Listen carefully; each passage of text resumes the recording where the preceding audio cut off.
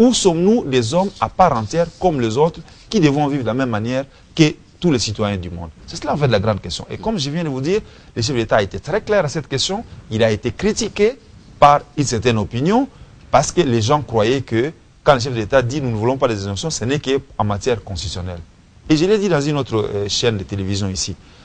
Chers compatriotes, quand les Européens vont venir nous imposer, comme ils ont tenté de le faire en Ouganda, le mariage homosexuel, quelle va être notre réaction? Quand on va nous obliger de faire adopter les enfants que nous avons eus, hommes et femmes, à des couples homosexuels qui ne veulent pas faire des enfants, des hommes et des hommes qui veulent rester entre eux, des femmes et des femmes qui veulent rester entre eux, sans faire des enfants, on nous obligera de prendre les enfants que nous avons eus.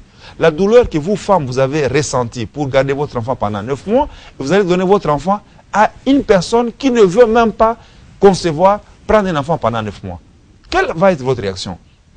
Quand on vous dira que vous devez limiter le nombre de vos enfants et que vous ne pouvez pas aller plus de 2 enfants parce que l'Europe, c'est des peuples. Ils ne mettent plus au monde. Pour équilibrer l'humanité, il faudrait que l'Afrique mette moins d'enfants au monde. Quand on va vous demander de légaliser la drogue, comme dans certains États aux États-Unis, où la drogue est officielle, vous pouvez aller dans une pharmacie, dans une boutique, vous achetez la drogue.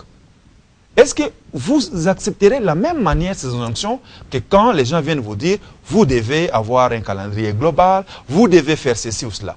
C'est cela en fait l'enjeu. Si les gens donnent des conseils, nous les prenons. Mais on ne peut pas nous imposer quoi que ce soit. Que ce soit en matière politique, que ce soit en matière environnementale, que ce soit en matière de développement, parce que ces gens-là sont en perte de vitesse. Justement, je reviens, ils sont en perte de vitesse, mais comme qui dirait, la main qui donne, c'est la main qui dirige. Vous êtes sans ignorer même pour le projet INGA qui nécessite de plus de 13 milliards de dollars. Les États-Unis d'Amérique déjà est là pour dire que non, la République démocratique du Congo à travers ces projets va devoir dévaster l'environnement et j'en passe. Or, nous entendons de milliards de dollars à destination des États-Unis d'Amérique. Non, nous n'attendons pas des milliards de la part des États-Unis d'Amérique. Nous attendons un partenariat avec les États-Unis qui soit gagnant-gagnant. Les hommes d'affaires américains qui viendront ici pour remettre les usines automobiles, comme nous avons connu par l'époque à Massina, à la place actuelle du marché de la Liberté, il y avait General Motors. Quand les Américains viennent au Congo, à Tenke-Fungurume pour exploiter les minéraux, ce n'est pas parce que nous sommes Congolais, c'est parce que cette ressource les intéresse. Il faut qu'on cesse d'avoir cet enfantillage, de croire qu'on nous donne. On ne nous donne pas de l'argent. Les Occidentaux, quand ils investissent de l'argent chez nous, c'est parce qu'ils savent comment en retirer. Et quand bien même on nous parle de dons, de quels dons est-il question?